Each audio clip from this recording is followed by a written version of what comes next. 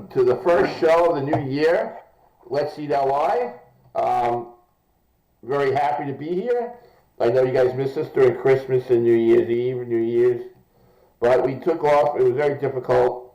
Not difficult, but in the restaurant industry right now, they're going through a lot of different things.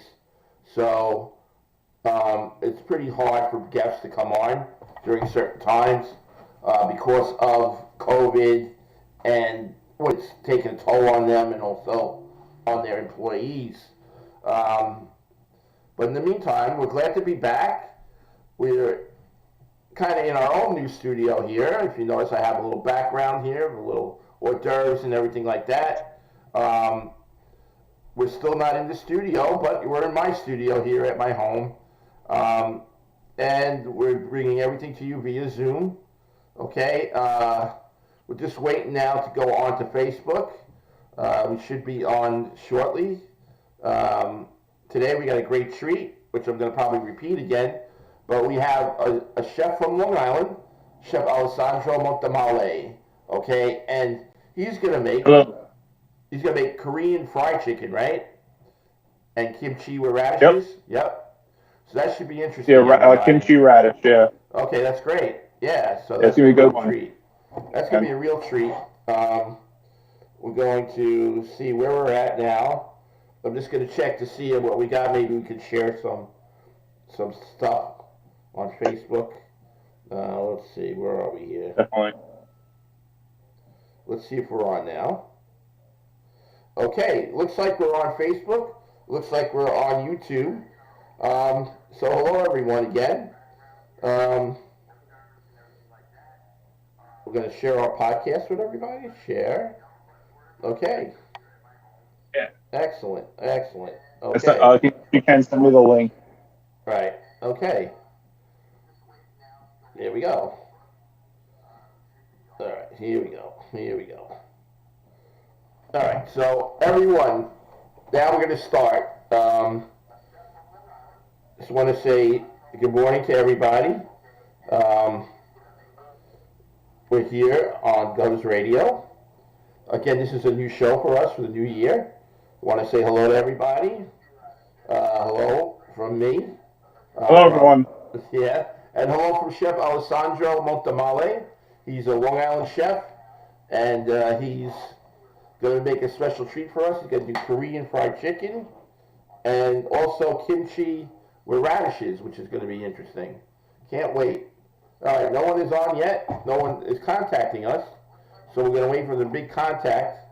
But before we start, Chef, why don't you tell us a little bit about yourself? Go ahead. Definitely. So,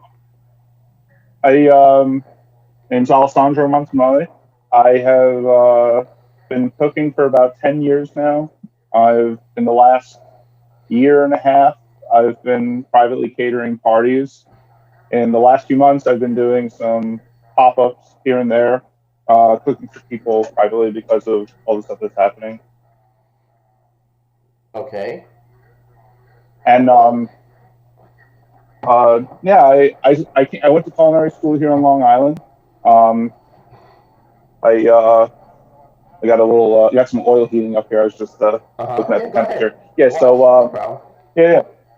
So I went to culinary school in Long Island, the Culinary Academy. Did about a six-month program. Didn't want to go to school for too long. Just wanted to be in the industry. Sure. And I just kind of worked my way up. I worked at the Garden City Hotel. I worked at Prime Fine Catering in Garden City on Nassau Boulevard. That's where I really cut my teeth. Really just got my foot in the door there. Yeah, they do really good catering. I used to live actually around there. Yeah. Really good catering. They're really good people. Mark and Henry.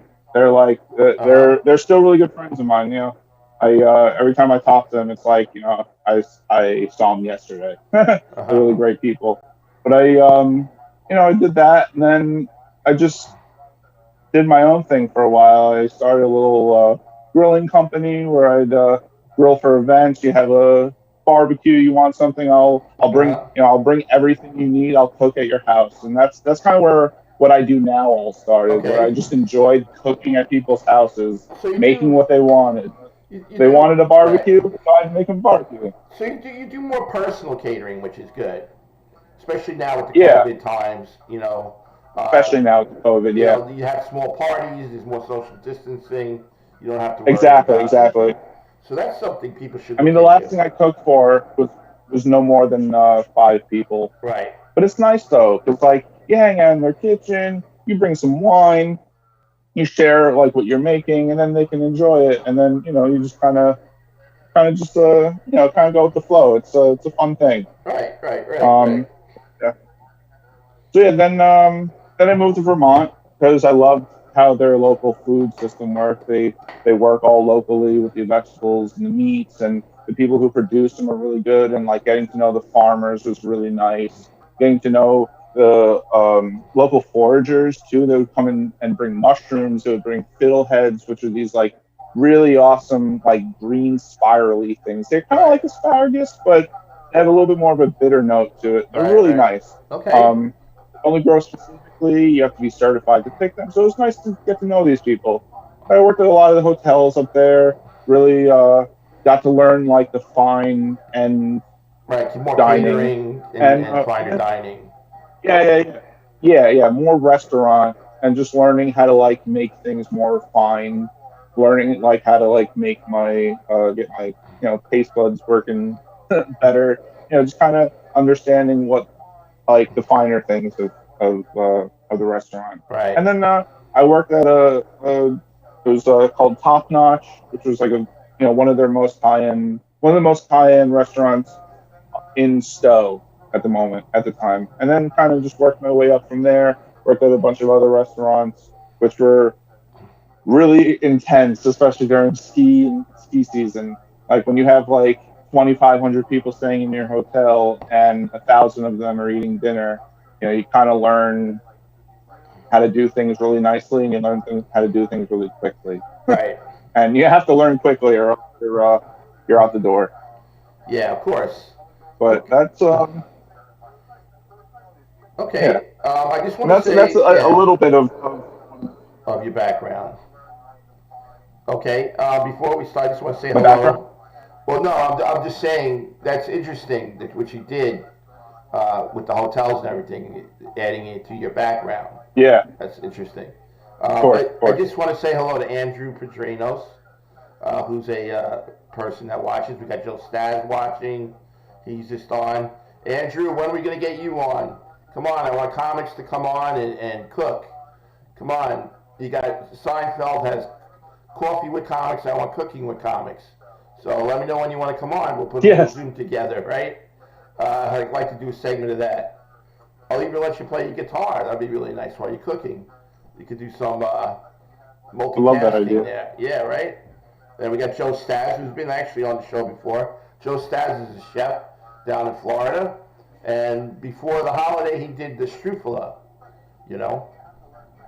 Oh, awesome. Yeah, he did strufala for everybody. I love that. Right. Okay, so you're going to do the Korean chicken. Go ahead, you're on. Tell everybody what it's about, how to make it, and All right. go. Well, I'll give you a little background on. So my cooking style. I grew up cooking Sicilian. My parents are off the boat from Sicily. My mom raised me, teaching me how to cook, and I've always watched, and I love it. But at a certain time in my life, I was like, oh, I don't want to make Italian food anymore. My parents make Italian food. Let Right. me branch out, and I moved to barbecue and Mexican, and then I was like, oh, Japanese food is so like refined and good. And then I found Korean food, and I found that to be like next level refined. So Right. it sort of brought me to this point where today I'm going to make double fried chicken, Korean fried chicken with a gochujang barbecue sauce Okay. and a radish kimchi. All right, let me get started. Okay. While you're doing that, I'm going to say hello to Lou Prats. Lou Prats is watching. Um, it's really similar to what she said because my parents, well, I come from a Sicilian background, except my Mhm. grandparents came here from Sicily. And same thing. My grandmother, I watch her and help her as a child cooking and everything. Same thing. I love cooking. And just like you don't want to just do Italian food. You want to branch out into different things. But what you learn, Yeah, in culinary school, what you learn, you could apply to all different factions of food and where it comes from absolutely. and stuff, because it's the technique more than anything that you learn, Yeah, what amazes me is how similar it all is. Right. Like the similarities that I can draw from each culture. How for instance, Sicilian people, they love to cook with artichokes, and they love to Veg- cook with anchovies, right, right, right, lots of right, vegetables. But in Korea, so do they. right. So right now I have these pre-prepared chicken wings, Okay, just the two bone and single bone, and I'm gonna marinate them before we get started with anything. So what I okay, have here is 10 cloves of garlic, a tablespoon of black pepper, a tablespoon of sea salt, okay, sake, and a little bit of sugar. Just okay, about a teaspoon of sugar, and I'm just gonna put that on top of the chicken and let them get friendly. okay. We have And Tarek Higgins is watching too. Hello, Tarek. Go ahead. nice. I also have a teaspoon of ginger in here as well, Uh huh. just to kind of just to kind of get it to work its way into the meat. This is a nice, the sake will help tenderize a little bit.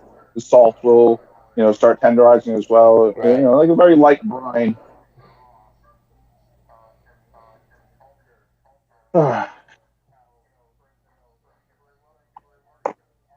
And this is like one of my favorite things. Like there's a place in Flushing I go to called Devasaki, and Okay. they make stuffed wings, and they Stuffed take the wings. double bone wing. Yeah, Okay. they take the double bone wing, and Right. they pull the bones out, and then they stuff them with corn, cheese, and kimchi, Wow, it's and then they interesting. fry it. Nice. Oh, it's incredible. It's like you think you're gonna bite into this thing and it's gonna be a bone, and it's boneless, and Right. it's so good. It's so good. Okay, so Sounds interesting what's this and doing? delicious at the Let same that time. marinate. While that's marinating, I'm gonna make the kimchi. Okay. With letting our oil get nice and hot, we're gonna get it piped to a 375, which is we want it to because when we want it to cook, we want it to get crispy and crispy faster, so that Okay. when we do our second fry, it'll finish cooking it and it'll make it double crispy. Now, what's that you have there that you're working on? So this is my Korean radish, also called mu, spelled Wow. mu.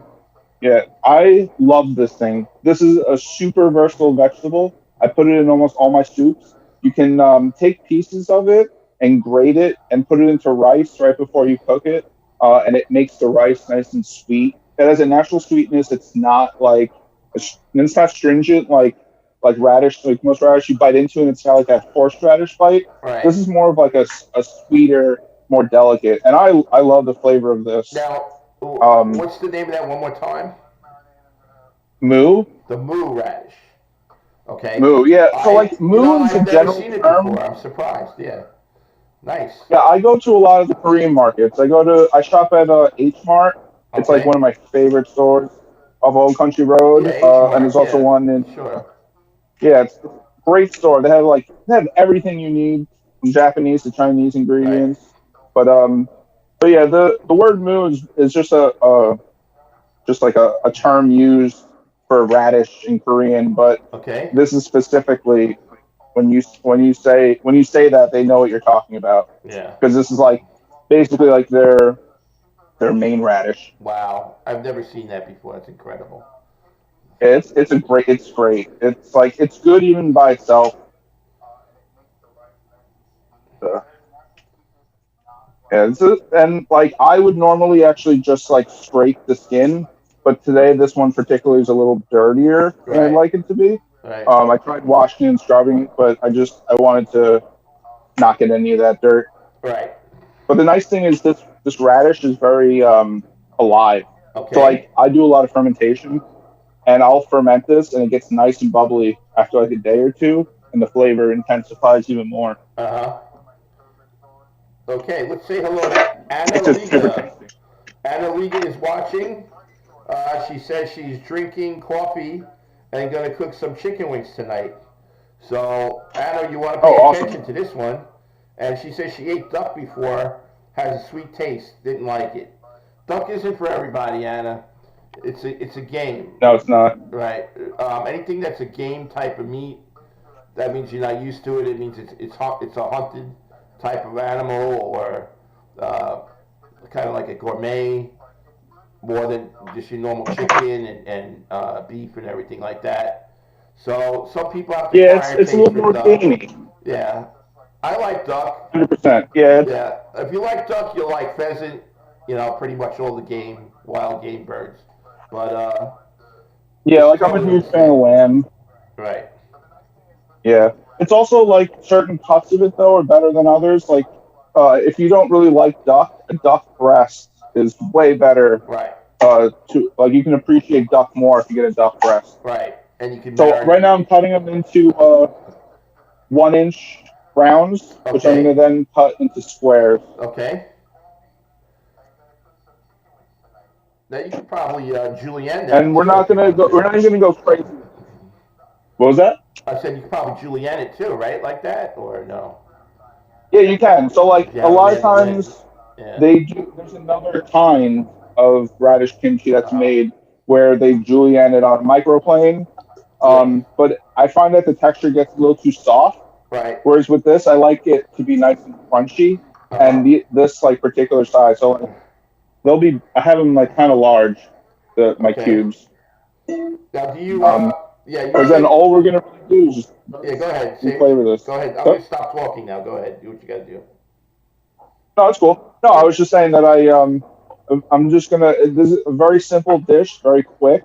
I'm just gonna cube all this up, and then we're gonna toss what we're gonna marinate it in, and then it's done once it's done. It doesn't need to sit, but if you want it to sit, you can leave it on the Uh-huh. countertop for like a day or two, and let Uh-huh. the garlic and everything ferment and get nice and bubbly. The flavors intensify. Nice. Our oil is almost up to temp. Good.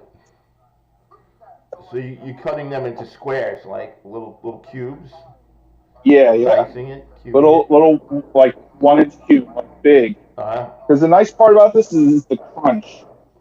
You have the fattiness of your chicken that's fried, and then you have the nice fresh. You have this nice fresh crunch to eat with your Uh-huh. chicken.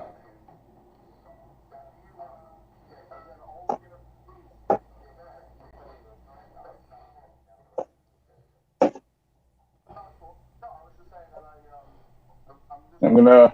I have some garlic here that I'm gonna mortar and pestle Okay. to really like bring out that garlic flavor. Today we're doing garlic heavy on everything, but there's nothing wrong with that because garlic is amazing. Good. And my marinade had 10 cloves of garlic in it. This is gonna have about 10 cloves of garlic in it.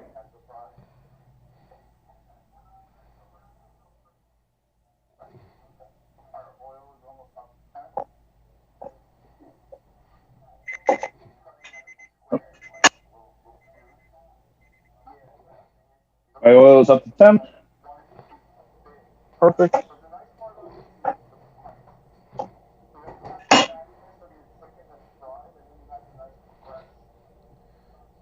So Okay. to this now, so we have all our radish prepped. Okay. We're going to add 2 tablespoons of brown sugar. We like this to be a little. It's nice to have that little sweet contrast, but it's also going to be nice and spicy too. Right. We got 2 tablespoons sugar. Uh, have gochujang, which is a fermented pepper paste. Okay. Just uses a Korean style pepper, some malted sugar, and it's fermented for 6 months. So I add this instead of adding what is normally shrimp paste. So I'm Okay. allergic to shellfish. I'm Oh, allergic to okay. shellfish, but I'm still able to get the flavor profile of like that fermented, long fermented flavor that the umami you get from the shrimp. So that again would be available probably in the Korean market, right? Yes, yes, yes. And actually, now it's starting to become more available in regular supermarkets too, because Korean cooking is becoming very popular. Sure. It's like a lot of those ingredients that people will be like, oh, I can't find that anywhere, but you can find it in the supermarket now.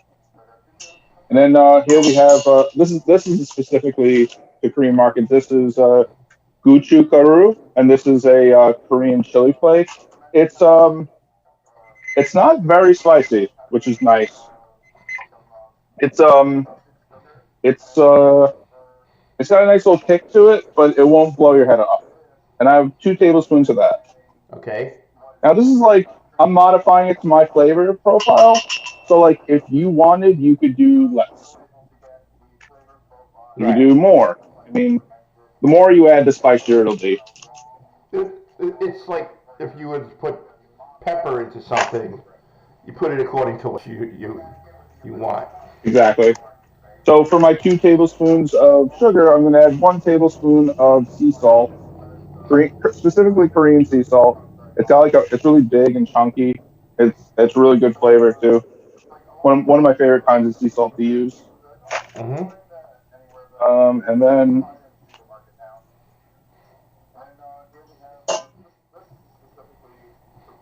a little bit in here, and I'm gonna make a little pepper paste, a little garlic Garlic paste. paste.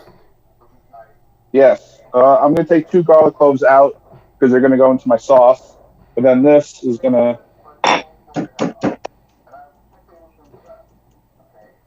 then Okay. all this garlic is gonna go right into the kimchi, and this is gonna really bump up that flavor. You know, So the nice thing about this is like it's quick. right. You saying? Well, I was going to say that I noticed you have the mortar and the you know Hassle. yeah, pestle setup, which is great in the kitchen. You can do it for like Oh avocado. yeah. You can do it for like guacamole. There's so many things you can use Mm-hmm. that for. It's And so people versatile. right away, yeah, people right away, they go right to a food processor. But there's a lot to be said about the pestle, the mortar. Uh, Oh yeah. I mean, I find it's a that nice way of cooking, you get more flavor out of it. right? You get more flavor out of your garlic, out of whatever you put into it. It'll get the oils out because Right. it's not cutting it; it's mashing it. It's creating that like Uh huh. that homogeneous oil. Like you can make a really nice aioli in here too if you just kept working the garlic. So what I personally do when I get the garlic to about this point, I then add a little bit of salt to it All right. just for abrasive purposes. It's almost like sandpaper. You're like sanding it, and Right. it makes it more pasty as opposed to chunky. Now, when I was in culinary school, when we had to do garlic paste, we used to use our knife and kept Yes, pressing the yeah, I garlic remember back and that. forth with kosher salt. Mm-hmm, That was mm-hmm. it. That's the Yeah, way we used to yeah, do it. exactly. But this is pretty much the same effect, but probably easier to have your knife going back and Yeah, forth and pressing onto the garlic. exactly. And I love how it basically becomes like oil by the end of it. It becomes like a garlic aioli, Right. even without even having to add anything. No olive oil, no nothing. It just becomes like a creamy paste.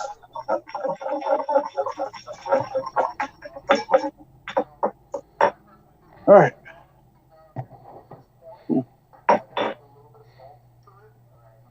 Well, everybody's saying it's starting to look good now,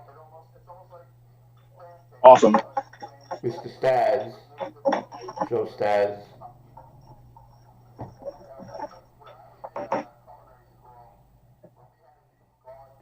Again, for those who are just tuning in, this is Let's Eat LI. It's our open show of the year. Today we have Chef Alessandro Montamale. He's a Long Island chef. He also does small catering. We'll tell him, we'll give his number later at the end of the show. And he's making Korean fried chicken, and he's also doing a radish kimchi with mo radish, which is a type of Korean radish that's different than the radish you're used to. So right now he's doing the kimchi. All right, and then I got some fresh scallions that I bought yesterday at the Korean market. Okay. Something about Korean markets that have the best Produce. scallions. Oh yeah. They love their scallions. They're Yes, cheap. that's true. They're They cheap, do. and let me say.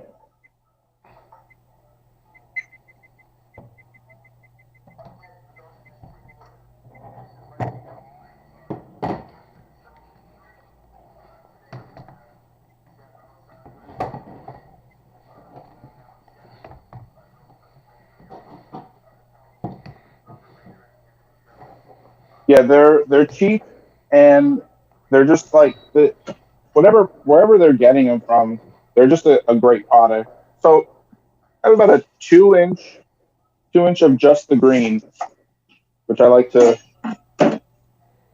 see, just 2 inch cut. I had these already washed, and I'm just putting them in here, just like this. I love the texture that you get off of it. I love the flavor. It comes out of scallion. Scallion is like one of my favorite flavor profiles. I add scallions to I almost like it. everything, Yep. even Italian cooking. And then I got a little ginger. I'm just gonna do about an inch, and I have my microplane because you can't really taste the stuff when you do it in the pestle. It has a lot of fibers in it, so you want to break those fibers down.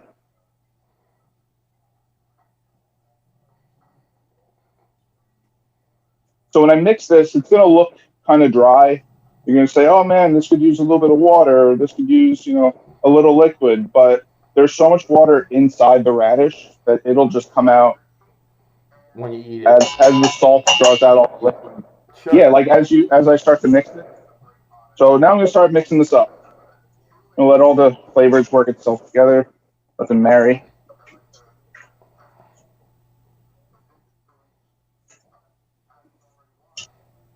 Get that pepper paste working real nice. Ooh, oh, it smells so good. The garlic is so strong.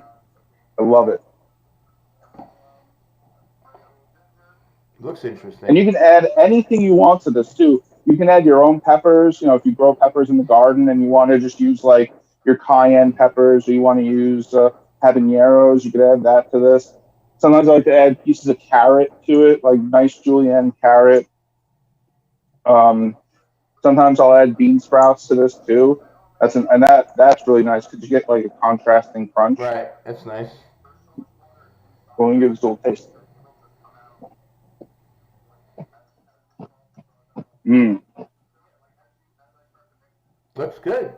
Nice coloring. Oh, perfect. Yep. Can Yeah, you, yeah, it's there beautiful. you go. Perfect. Yeah, I was gonna say put it up to the camera there. Look at that. All right. That's It's Mo already radish ready. kimchi. Yep. That's it. This, There you go, this is folks. amazing with rice. With You have what? just white rice. Put this on top with a fried egg, and that's lunch. And it's Nice. so good.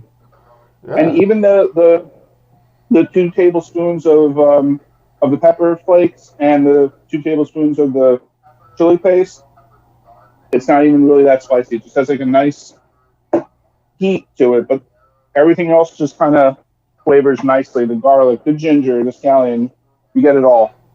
Nice. Now we're gonna get into our chicken. Okay. Well, And with a little bit of magic, I now have another bowl of chicken that's been sitting for 2 hours. okay, with the marinade, I got you. Yeah, so it's been marinating for 2 hours. I have my 10 cloves of garlic, ginger, about a tablespoon of ginger. I have half a cup of sake, a tablespoon of black pepper, a little salt, and sugar. Okay. Now we're going to get some more gloves on, All right. and we're going to toss this in tempura flour. Okay. So you can pour it because it adds that extra crunch. And my tempura flour consists of 1/3 cup rice flour, 1 cup or 1/3 cup of white flour, 2 tablespoons cornstarch, onion powder, garlic powder, and a little bit of curry powder. And the curry powder is actually just like kind of like a restaurant secret. So I used to work with a Korean guy, and he told me that in Korea they use a lot of curry. And you don't really even think about that, but they love the flavor profile. Yeah. Interesting. Okay. You want to say hello to Joan Cruppy Asher, who's watching? She's an avid fan of the show. Hello, Joan. Happy New Year. Happy New Year to everybody. First show of the year. Coming to you from Let's Eat Live. Hopefully this year we'll have some interesting people on. Just like we have here Alessandro Montemale, Chef Alessandro Montemale,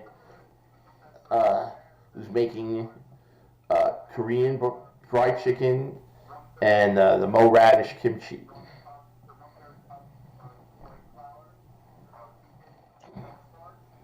I hope everybody had a good New Year's. Let's hope this year is a lot better than last year. That's for sure. Yeah, definitely. Get everybody out there in the restaurants, everybody out there patronizing their restaurant people, their favorite food spots. Go back. Let them know that you miss them. Okay? Yes. Because the restaurant industry took the And biggest thank you hit. everyone for. Yeah, restaurant industry took the biggest hit. Thank you everyone for watching. Yeah. Okay, so here we have my tempura batter. Okay. Which is 1/3 cup flour, 1/3 cup rice flour, teaspoon of curry powder, garlic powder, onion powder. I'm going to add it directly to the chicken, and we're going to toss it and just kind of let it work its way around. We want it to look dry. We want it to be, like kind of like you want it to look like fried chicken. Okay. Because of a little bit of liquid in there, it's going to look something like this. But I have a half cup of water with me that I'm going to mix into this to kind of make it just a little wet, because you want tempura batter to be a little wet. So we're not going to add all of it. We're going to add about a quarter cup maybe. See how that does? Mm-hmm. Depending on how the humidity is on that one day, it could change. I put about 2 tablespoons in there. And put a little more.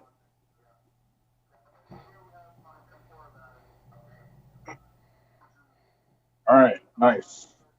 We got all that garlic in there. We got all the sake. It's so good. And normally they would add soju, which is a Korean alcohol. Right. And I just happen to like sake a little better. They're both a rice wine. I just like the flavor of sake a little more. Soju's like a little cheaper, if you will. So, all right. So right now we have our frying oil at 375. Because we want it to go hot and fast. We're going to turn our heat up so we can maintain that temperature. And we're going right in. Okay. There I have a Dutch oven with about 8 cups of peanut oil. My preferred frying oil. And we can kind of just fry this all at once. Use any sesame oil at all or no? No, I don't fry with sesame oil. I mean, unless I have like the pure one, but I mainly stick to the peanut oil. It has a higher smoke point. And I love this big pot because I can just fry so much in here. Do a whole chicken in here.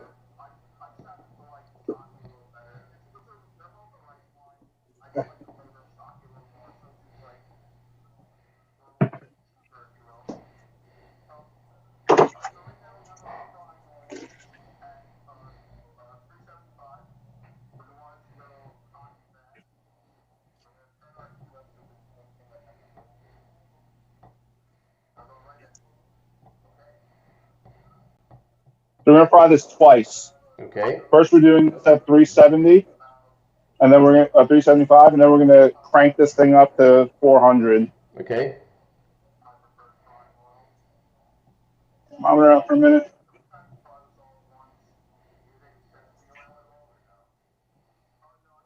After we do the second fry, we're going to let it rest for a little bit. And I'm going to make the sauce.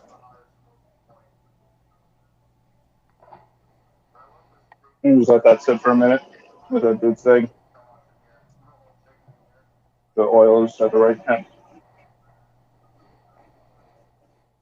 Went down a bit, but that's to be expected. Yeah, this is like one of my favorite dishes. I've made it before. I haven't made it in a while, so I thought I'd love to share it with you guys. Okay, great. Well, we'll have you on again for other dishes this Yeah. year. Yeah, I did. What was it? Did a bunch of lasagnas for Christmas, and I made it the way my aunt makes it, Okay. and that was a treat. And that's something I would love to share one day too. Yeah, that'd be great. I love lasagna. Like one of my favorite things. All right, so while this is frying a little bit, I'm just going to kind of start mixing some of the ingredients for the sauce. I have a recipe book here, so.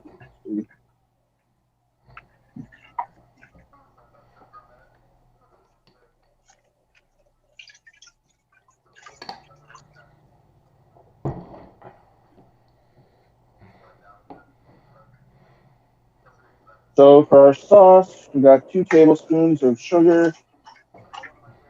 And this can be any, you don't have to add sugar. You could add honey.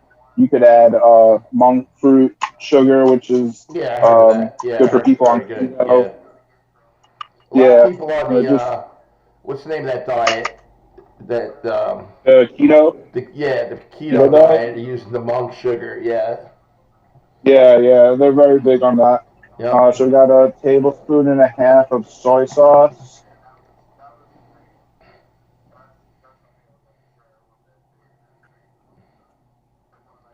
I don't know if Andrew Plajanos is still with us, but I understand he was in the Air Force. I wonder if he was in Korea. Maybe he is watching because of that. Oh yeah. You know.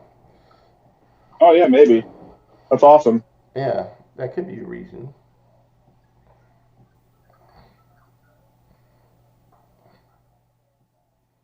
Our soy sauce in.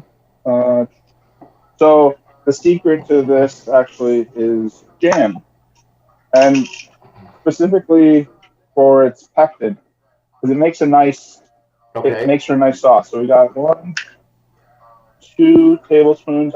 This is fig jam. You can literally add any jam you want. Right. I like to add strawberry jam or cherry jam. It's a nice like red color. Right. We got our jam in, our sugar. Soy, sugar. Got some Japanese Worcestershire sauce, which I like a little bit more than the English one. It's a tiny bit fruitier. It's got a little bit higher of like a fish note. And it's got more of an umami pop. Like that, we're gonna add 2 tablespoons of our gochujang. Right, that was from before the paste. Yes. So like you see, like we have a lot of similar flavor profiles that we're working with. So we like it won't really contrast. It'll just be all tasty. Okay.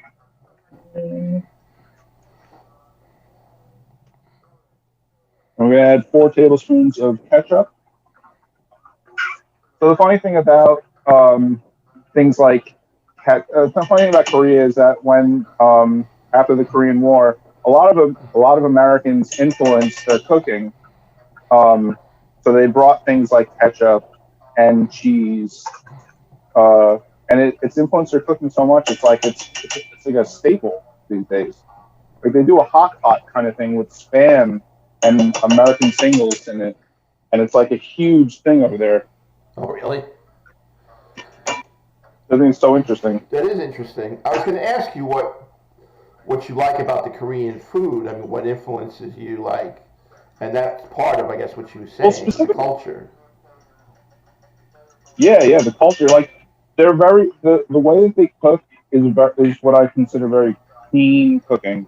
They're very like they do a lot of frying, they do a lot of heavy, but it's always clean. That's their like motto behind their food because they themselves love to be clean. Like if you go to like a spa, they will scrub you to the bone, because they believe that that's like the way to it's the way to like treat yourself. It's good. It's like a good way to be. Right. I wonder. And I think the a Japanese lot are of pretty much vegetables. like that too, aren't they? Japanese Oh yeah, people might be absolutely, similar. absolutely. Yeah.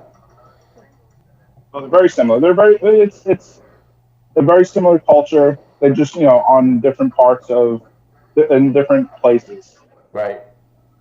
Okay, so I'm just gonna pull this out. That looks good from here. I'm getting hungry now. I don't know what I'm Yeah, gonna have for it's gonna lunch. look even better Yeah. after I give it a second. So you fry it twice then? Fry it twice, yeah, because you fry it high so that you just get the outside to set, and then you fry it again to crisp it up. Okay. And like the thing I love about using chicken wings for this is that like it has those little pieces of skin that kind of hang off, and they get nice and crispy once they get into that second fry.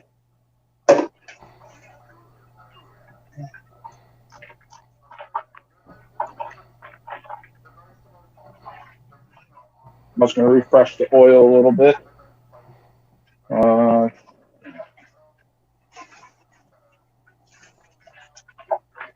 yeah, Korean. It's funny. Korean cooking was more of an evolution. I always loved Japanese cooking. I still do to this day. It's like it's their technique, the way that they put food together. It's just really beautiful. I love the way the Japanese cook. They're so precise, and it wasn't until after years of like looking into Japanese and then finding Korean, I realized that they're very similar, um, but they just have their own twist to things, which I love. That's like my favorite part is they took their surroundings, which and made it what they needed it to be because Korea is cold and it's isolated. So for them to so they have to figure everything out for themselves the way they figured it out, and it's really what they've created out of it is amazing. Right. They also have a soup for everything. Everything. If you think of something, a vegetable, a meat, whatever it is, they have a soup for it. That's incredible, and they're always tasty. I'm sure. So right now I'm grating 2 cloves of garlic into the sauce as well. And once this second fry happens, um, I'm gonna turn the sauce on and then just get it a little hot, and then that's it. Then we plate it up. Okay.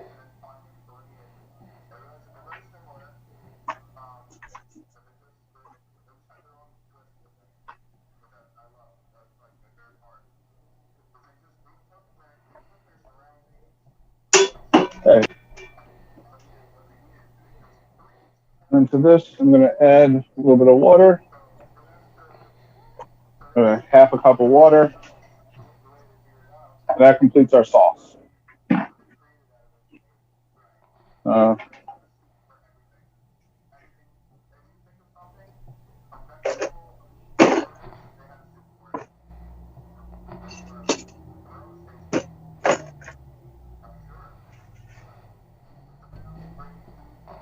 I'm gonna let that temp come up. I'm gonna really let it like drip Mm-hmm. so that so the fry will be really nice. It's gonna get like super brown, nice, super crispy. My this tabletop cooker I work with is a little slow, so Apologize, it takes a little bit of time. Oh, cool. All right, so take a short break from that for a minute. Okay. Yeah, man, this is really cool. I'm really enjoying being able to cook for people. It's nice to cook for people. I love doing this. Well, why don't you give us now, and then at the end of the show, tell everybody how they can contact you if they need anything, if you'd like. Absolutely. Want me to do it now? Yeah, you could do it now, and then I want you to do it at the end of the show also. So. Yeah. Okay, great. So I'm mostly on Instagram. That's where I get contacted, and I'm Chef Alessandro, V with three I's. So it's Alessandro Roman numeral 8, and there you can see all the pictures of my food. You can see things that I've made in the past and parties I've catered. And that's the best place to contact me. There's you'll find my email and you'll find everything you need to get in touch with me. And I do all kinds of parties. I do intimate 2-person parties. I'll do I've done events with 300 people, like where there was a concert, and I just made I made chicken wings. I grilled wings and key lime pie and corn on the cob. Just super simple. Um, and but I mainly am doing pop ups. Like you call them pop ups just because I don't do this as like a catering job. This is not my main job. Is actually I'm a welder, but I've been cooking for so long that I don't ever want to stop cooking for people. So I like to do more intimate, more enjoyable events. So like if you have a party of max 12, and then after that, that's a little bit more of a conversation. But I'll do a party of 12 by myself, and I'll do everything under the sun you need. Make bread, I bring wine, bring candles. So you want to just have an event for you and your loved one, you and your partner, whatever it is. We can always work something out, and we'll have a good time. So I'll come to your house, cook in your kitchen, or if you need a prep beforehand, whatever you want. You're available. I'll help.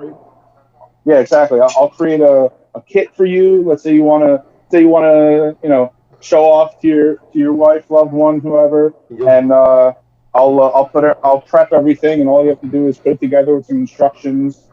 There you go. Be That's good. You have a lot just of a little versatility. insight to what I do. Yep. Yeah, exactly. My main thing I'm actually trying to do right now, I'm trying to really get into ramen. I've had this like love for ramen. I've been listening to a lot of podcasts on it. I'd love to do a ramen pop up.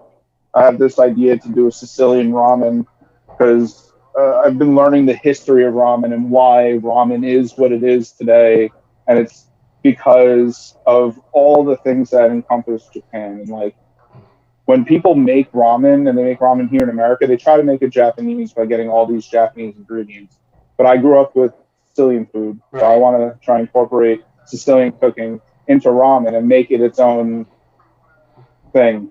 It's just like Asian. Yeah, it's got exactly. Right. Like exactly Asian fusion, 100%. Yep. That definitely sounds interesting. I would love for you to some time to give us a sample of that on the air. Oh yeah, definitely. Yeah, when that's whenever you're ready. Definitely one of those things that takes a lot. Yeah, it's the broth. It's always the broth that takes forever. Right. That like you need to do the timing right. But like I have no problem with that. I'll have broth set up and have this really cool idea. I've literally like sketched out the bowl, so like I know how it needs to be. I know how I want it. I just need to make sure that I can combine all those flavor profiles to make it. That doesn't feel like you have like it doesn't feel like it's so busy in your mouth. Right. Like that's the hard part. You can make everything, you put all the ingredients together, and then all of a sudden it just feels like a traffic jam on your tongue. Like nobody wants that. Sounds good.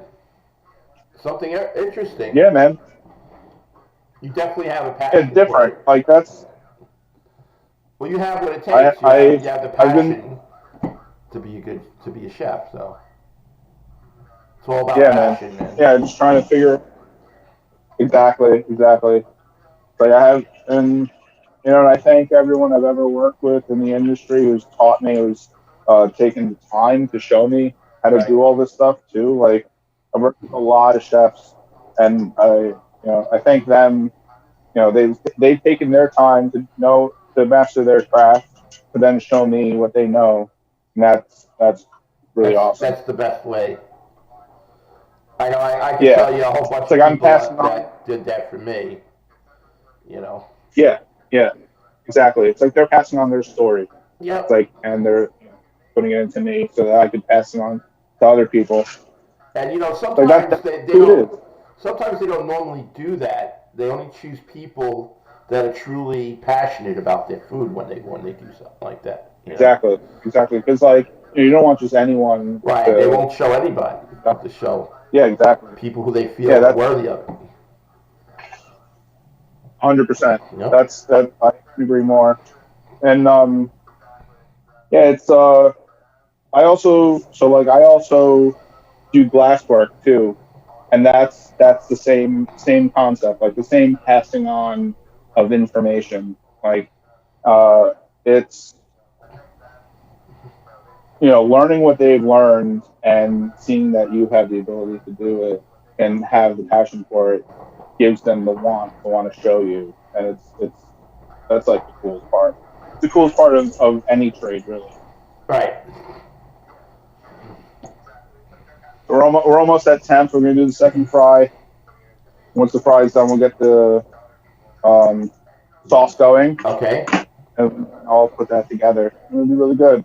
All right. Well, we're moving along pretty good. We got about 40 minutes left, so we're good, I think. Oh, okay. Give or take a few. I don't know. Last week, or the last time we did the show, for some reason, we got cut off after an hour, but we should not be doing that today. Yeah, no, it seems to be pretty good. I think the what I'm using for this thing I'm using, the laptop I'm using is actually Okay. working now. Probably a I'm doing better it through the internet. phone. Yeah. Yeah, I mean I don't know what happened last time, but I made a gnocchi last time, Right. ricotta gnocchi, with lamb bolognese. Yes, I remember you And that talking was about it. Right. Unfortunately, yeah, we that came couldn't out get it really on the good. show. Yeah.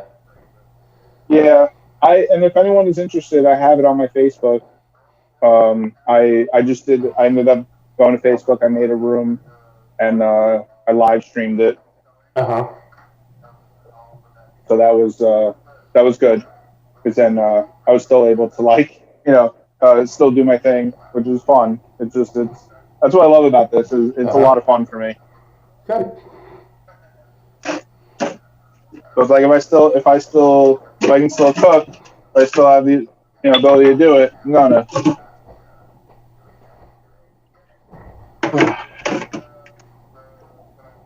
Station.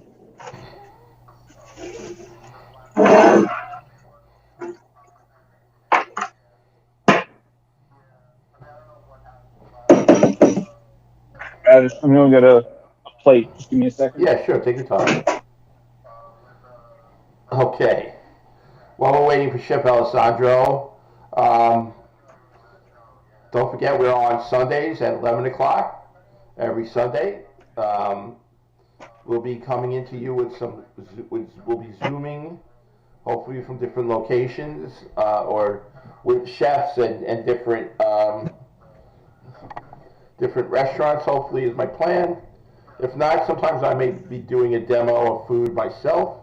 But for the most part, we'd like to keep it to the Zoom and bring you interesting things for you to see.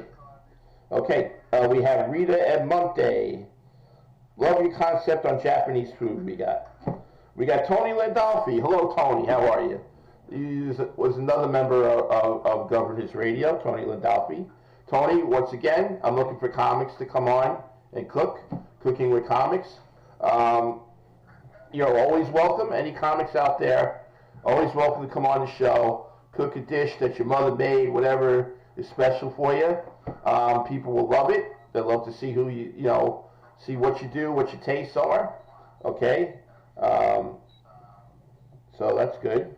Okay, we got Rita M. Monte, Sicilian ramen.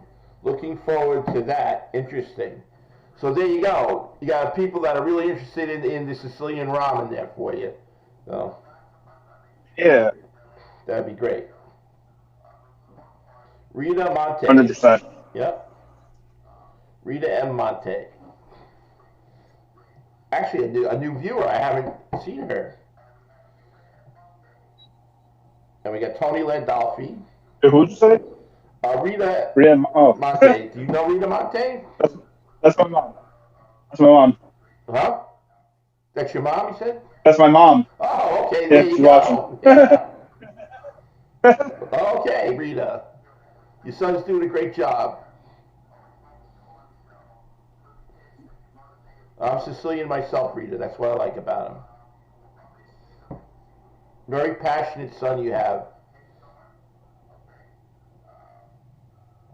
All right, we're almost down 10. Nice. Sure, take your time. Take your time. Again, I'm just talking to the crowd, so. All right. Cool. And we just start a couple pieces at a time. Uh-huh. Okay, for those that aren't catching it, spread the word to other people that didn't catch the show that we are available on Govsradio on our website. You can see all our shows anytime at all. Come in, see all our shows. We got about 2 years worth when we're in the studio, and then after the studio during COVID. We went to COVID Iron Chef. This is also part of the Long Island Let's Eat LI. Also, you'll see us on our website, like I said, on Govsradio. Also, you'll see us on YouTube. You can tune into YouTube now to see us live, okay, or recorded. And also Boxcast, which is out there on most TVs, like if you have the Roku, if you have anything else. And then, so Boxcast. So you got so many possibilities. You can look at us up on Facebook, Govsradio Facebook page, Govsradio website. You can look us up on YouTube. You can look us up also on Boxcast. And there we are. Boxcast, we're on actual TV, which is great. Okay, it says here, Joe Stas wishes he could taste your food. Okay. Your mother says that Rita Monte is her stage name. Is she a entertainer or anything like that? There's a radio show on 90.3 FM. Really? Called Profumo d'Italia. Oh, really? Nice. Yeah. Nice. Yeah, it's a really great show. She's been doing it for about 20 years now. Wow. And she a long time. And she plays a lot of beautiful Italian music. She talks about what's going on in the local Italian community, and it's a really great show. I do a segment on there called Cooking with Chef Alessandro, and I just give like little tips on what to do with certain things, like tear the basil with your hands, don't cut it with a knife, that sort of thing. Well, I'm French, so we chiffonade, under French influence. So. Of course. All right, so we got Rita. Yes, I imagine you would be biased. So Rita, give me a call. Really, give me a call. We'll do something together. I'd love to. I mean, I love your concept. It's great. And, it's a lot of fun. I think, give me a call. We can maybe do something, do a show together. With Zoom, we could do Italian food or something like that. That would be great. Give me a call. Chef Alessandro has my number. Okay, you can text me. I'd be looking forward to it. Definitely. Absolutely. Definitely. It sounds like a great concept, really. For 20 years, obviously, you've been doing very well. So, I'd love. What's the station again? Because I'd love to tune in on that. 90.3 FM. 90.3 FM. I might have actually done that. You say she plays a lot Yeah. of Italian songs, right? Yeah. Yeah, I think I've actually done that. I think I probably have listened to you. Is she on a specific time? Yes, on Thursdays from 5 to 7. Thursdays from 5 to 7. Okay, Yeah. Rita, you got it. I'll be listening. Thursdays from 5 to 7. Can I do that through the web? I think, yeah, it should be able to be streamed. I'm not sure, I can't remember. Uh-huh. So you can see, 90.3. so, Okay, 90.3. so here I have the second fry, and it's much darker in color. Okay. I see that. I got it nice and crispy. Yeah, it's gonna be really tasty. Okay, we got Bill Put my Hansen. laptop in. Yeah, Bill Hansen is watching. And your mother's going to contact me, which is great. I would love to do some stuff with her. That's awesome. Yeah, absolutely. That'd be really cool. Yeah.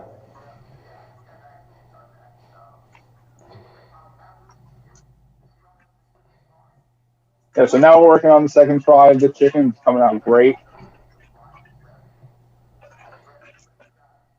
25 years your mother's been in the business. On Valentine's Day is her anniversary. 25. Yeah. Yes. You should know these things, by the way, Alessandra. It's your mother. Yeah. 20 years, 25 years, it's a long time. But it's a great job. Well, when you're my age, 25 Great years, job. the difference between 25 and 20 years is a big deal, actually.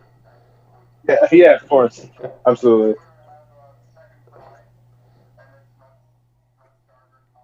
National Community College. Your mother went there, looks like. Yeah. Yep.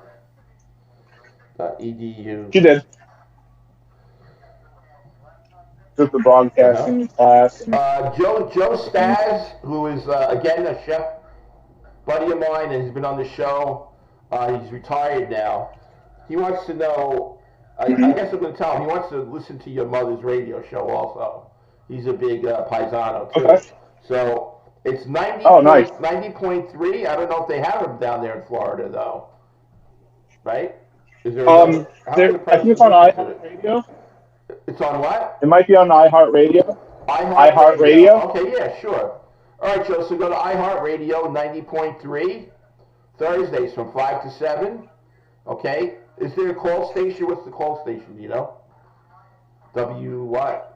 I do not know. You don't know the call but station. it's, if you look it up, you'll be able to find it. Right. You can also find it on Facebook. Oh, okay. She has all her information there. Okay, great. So Rita, why don't you in your comments put how we can see your show on Facebook and on iHeart. 90.3 is this way the people who want to listen to it can see it and do it. Rita Monte. That's right, Rita. A quarter of a century. That means a lot to me. I don't know how old you are. You're probably younger than me, but it does mean a lot to me. A quarter of a century. It's not even half my life anymore. It's more than it. My life is over 25 years, doubled. So, all right. So that's looking good. So the darker part is the one that's cooked, basically. Oh yeah. Yeah. This is a nice and crispy. Yeah, I can see it. It's gonna have such a nice crunch to it. Yeah. Nice look. Oh, excuse me. Thank you. Boy, why am I yawning? Excuse. Yeah, my cooktop here is not as powerful as I'd like it to be. Right. So it takes a little bit extra for the heat to come back up. Okay. Okay. But it's not that big. It's still doing a great job. It's holding up. Until I get this stove behind me working. This is my Okay. Well, it looks like your mother can best way to do it. Your mother can be reached on ncc.edu WHPC. That must be the call line, WHPC. Yes. Okay, so Joe Staz is going to tune into that. Excellent.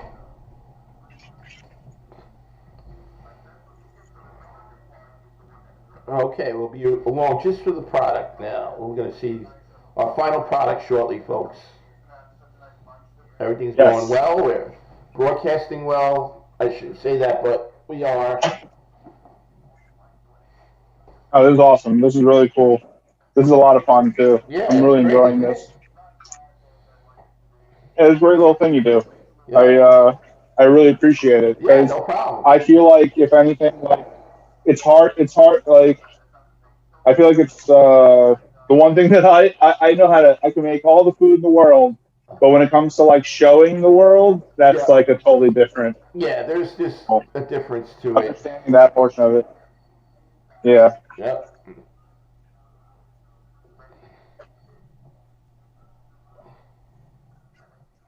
And I guess I'm sure your mother would want us to mention that you are newlywed too. You just recently got married.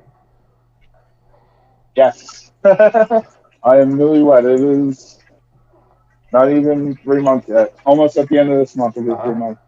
Well, I'm sure a lot of people are jealous of And your wife because you're the cook, in the family. but yeah, I definitely spoil her, but I love to do it, so it doesn't. Yeah, I got it. I, Your mother wants to know oh, why do you fry twice? oh, we fry it twice because you don't cook it fully the first time. Right. So the first time you just get the batter to set, Almost like a and then once the poaching. batter is set, Right. yes, exactly, and it's not fully cooked as well. And then you do this to fully cook it and Right. give it that extra crunch, that really Right. good crunch you want. It's like I used to And we're work. almost done with Yeah. this. I used to work at a yacht club, and one of my jobs was doing the French fries. Oh, So okay. I used to have to, julienne all the potatoes and everything, and then Or- my job was to fry them, but not all the way. We're like a poaching of them, and put them on a tray. And then when it was time to go out for order, we would refry them again to make them crispy and everything. So I definitely understand the process. Yeah, did you guys use a fry punch? I don't remember actually. Oh, you mean like a machine to do it? Like the machine that you put the Yeah, you know yeah, yeah. Yes, we did. Because there was no way I was going to do it all with one knife.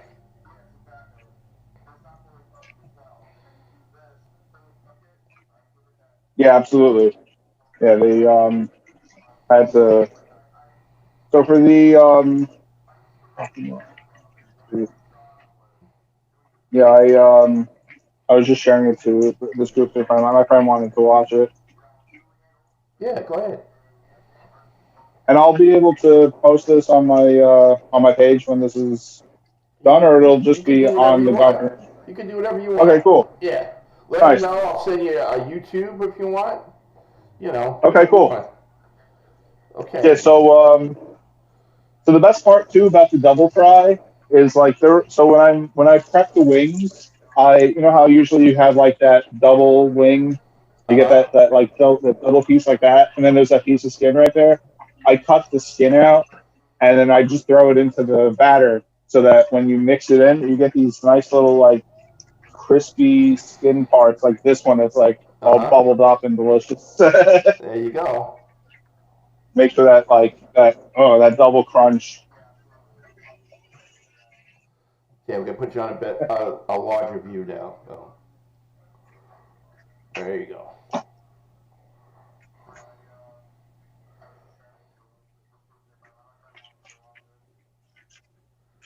Yeah, chicken wings. It's funny too. Like I've chicken wings is like the one thing I've been making forever since I'm in high school. Before I even started culinary school, I Right. used to cook for Super Bowl parties that I would have, and I would just make hundreds of wings for like only like 15, 20 people.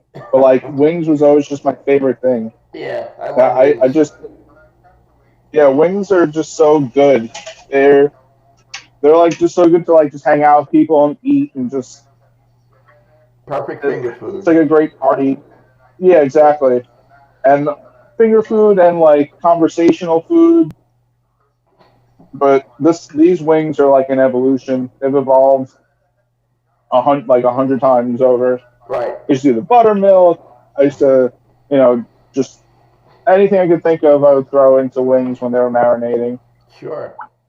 Cool. So we got the sauce here. I'm gonna start doing a little plate once this sauce gets to a little boil. Okay.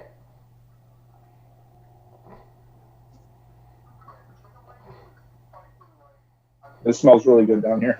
Yeah, sure. That's the sad part about doing it this way, is we're not going to get to I'm not going to get to actually taste anything, which I'm very upset about. Yeah. Unfortunately, with the way things are now in our society, this seems to be a standard now. So. Yeah. What's your name? Well, honestly, man, Yeah, a lot of cooking shows now, they're doing a lot of Zoom. I know that. Yeah. Or even everybody's doing Zoom. The news, when they interview people, it's just that's the standard. Yep. Rachel Ray's doing let's Zoom. Just hope that everybody. Really. Yeah. Oh man. Well, at that rate, as like Emerald used to say, they'll have to invent smell-o-vision. Yeah, smell-o-vision. Yeah, that'd be great. That's great. This just help you get like some of the idea. Yeah. Some of the idea of what the person is making. Now, what are you gonna do? You're gonna dip the chicken in that sauce and take it out? I'm just gonna drizzle it on top. Nothing too crazy. All right. Yeah, normally I like to just dip it in the sauce. Right. Because you want that chicken to stay crispy. Right, it'll get soggy too. At least I like. Exactly. But like that tempura batter though, honestly, you could probably dunk it in water after it would still stay crunchy. Yeah, because the cornstarch and the rice flour really bind nicely. Well, your mother says here that you've been cooking since you were 3 years old. There you go. You're like a child. Yeah, well, I used to stand on. Yeah, I used to stand on the chair and mix cookies with her. Yeah, I started making barbecue sauce when I was 7. Nice.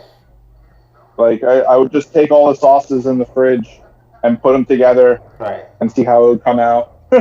Yep. No, when I was a kid, it would stay in drawers forever. I used to hang out with my grandmother, Domenica, and she used to cook different things, and I used to help her out all the time. That's awesome. Yeah. My grandmother put me to work when I was at her house. If she was, jarring tomatoes or making bread, or making pasta, and especially when she was making pasta, she'd have the whole family over, and we would just make tons of pasta, and we would all just share it. And it was good. Did she dry the pasta on the bed at all? There used to be a big thing in my family. A little bit, yeah. She used to put it between sheets or towels. You're right. They had this one sheet they would lay on the bed, and then they would put the pasta out on it. Yep.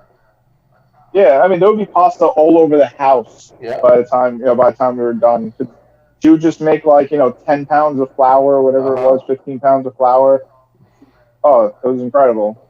And it was and it wasn't your normal pasta. They're she used to make it only with flour and water, and then she would cut these strips, and then you would roll it with a stick, and it was almost like a really large bucatini, but it was a lot lighter, so light.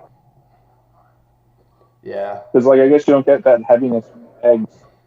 Because I mean, when she grew up, they were very poor, so eggs were very sought after. Right. You didn't get a lot of eggs because they were expensive. So they just made pasta with flour and water.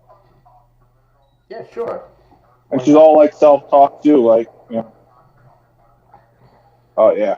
Yeah, my grandmother taught me how to make these things called bignoladas. They're like a sausage bun or something like that. Yeah. I don't know if you ever heard of it. It is a Sicilian bignolata? thing. Yeah, bignolata. It is a Sicilian thing. Yes. I know that because I speak to many Italians that aren't Sicilian and they don't know what that is. But I'm glad that you do. There's not too many people who know about that. Yeah. Yeah, it's funny how that is. It's I'm first generation. So a lot of what I know is because I'm so close to the source. Right. Yeah, my mother, she's off the boat. She came here when she was 13. Right. And and I was raised by both my grandparents who grew up there, and I was able to and grow up with this stuff. Everyone in my family, we all speak Italian. Right. We all speak Italian to each other, so it's like we're very close to that source, and it's really awesome. Yep. There's a gentleman named Ray Farina. Do you know who that is? He's watching. I don't. Okay.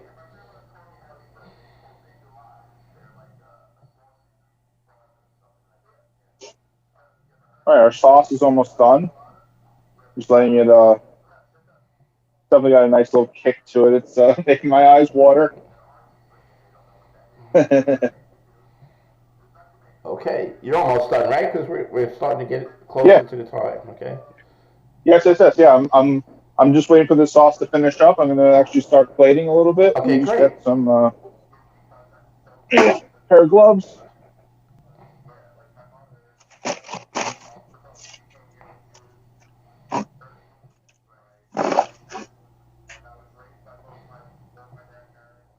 So normally when they make this dish, it's made from a whole chicken. Right. So they take a whole chicken, they cut it into 30 right. pieces. Yeah. They cut and they leave the bone in. They cut the bone. They cut right. through the bone, so you get the flavor. It's super tasty like that. I just prefer a wing. All right. So we have our that gentleman Ray Farina wants to know how long you cook the wings for. So that really depends on how large or how small your wings are.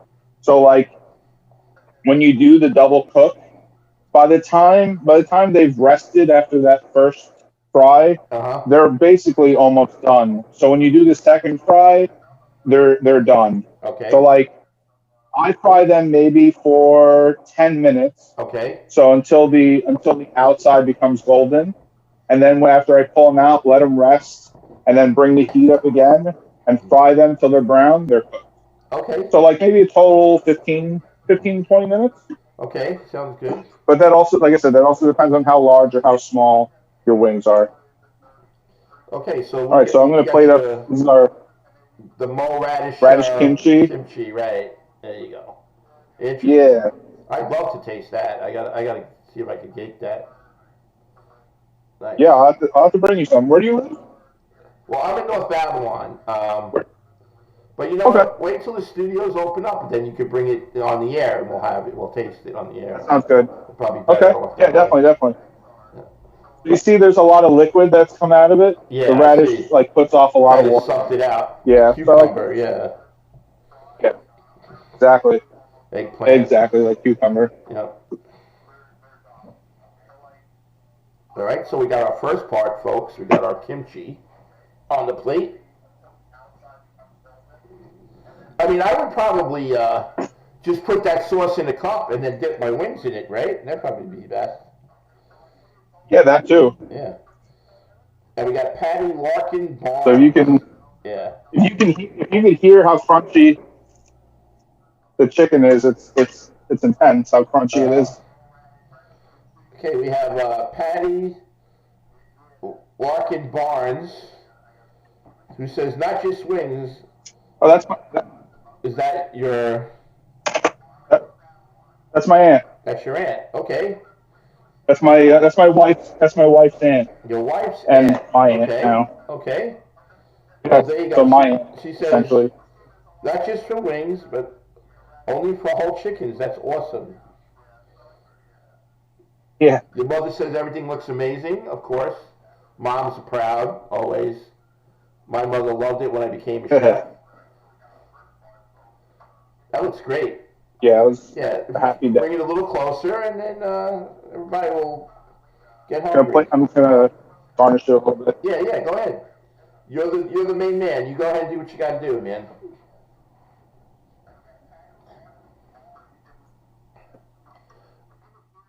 That looks great. Thank you. Okay. And just need a Patty spoon. Larkin Barnes is asking what oil do you fry it in? I can answer that. The peanut oil, right? That's what you like to use. Yes, peanut. Yep. And Patty, you can tune back into the show again. Where you can see it again on Facebook, on YouTube. If you have Boxcast, and Facebook, and also Govsradio, if you want to catch the show again. We record it. All right. And this is There you go. my plate of fried chicken with radish kimchi. Very nice. Very nice. That looks great. Delicious. I'm going to take a bite of it. You can see how crunchy Go it right is. ahead.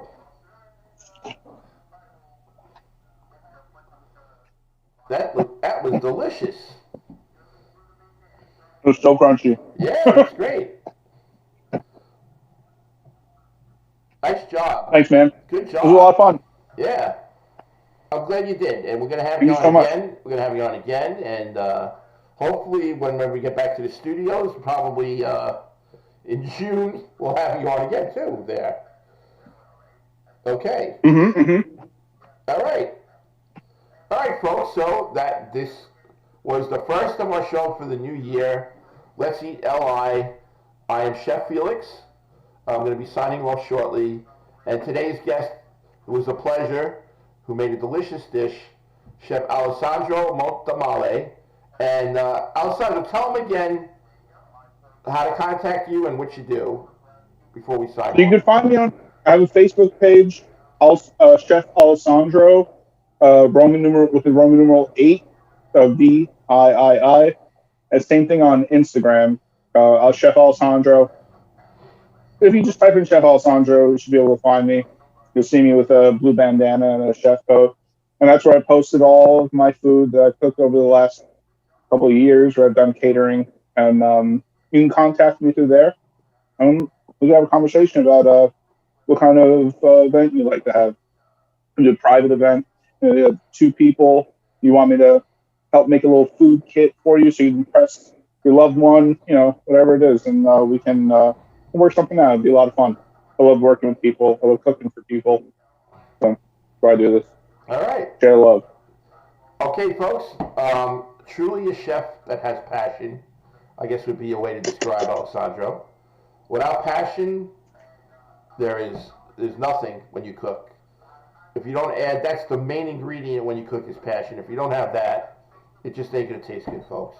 And that's been my rule since I was young, when I started in this industry. Happy New Year to everybody. Thanks for watching. Please watch next week. We'll have another interesting guest on. We'll, probably something food related. It may not necessarily be a restaurant, but we'll have it food related. So thanks for tuning in. We're going to let Chef Alessandro eat his wings, which we're all jealous about. And that's it. So take care, folks. It was a pleasure. See you next week. Love you all. Bon appetit. Et voila. And also tune into Chef Alessandro's mother, Rita Monte, on Thursdays on 90.3. Okay, radio. All right. And, of course, your aunt, Patty Larkin Barnes, says you're such an awesome chef. But we've got a lot of biased people here today, but they're right. They're right in this case. They're right in this case. All right. All right, Chef, thank you very much. All right. Thank you so much, Chef. Yeah. Have a wonderful day. Yeah. This is great. Take care. Bye-bye. Yep.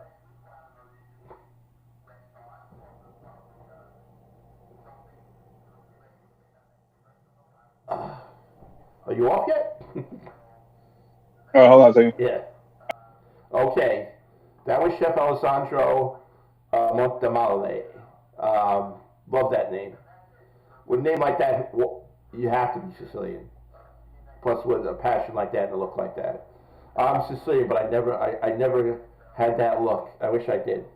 Or the name. My name is really Felice Restuccia, but it is Sicilian. I pretty much a full Sicilian, 95%. I'm proud of it. I know a lot of people, like say they're Italian if they're Sicilian or whatever, but me, yeah, I'm Italian, but always a Sicilian first. There are differences. Just like in this country, there's differences between the South and the North people and stuff like that. All right, so thanks for watching. I want to thank everybody who tuned in and who will be tuning in to our show. I'm going to try and share it as much as possible. And out there, I want you guys to share it as much as possible. All right? And that's pretty much it. We'll see you next week. Okay?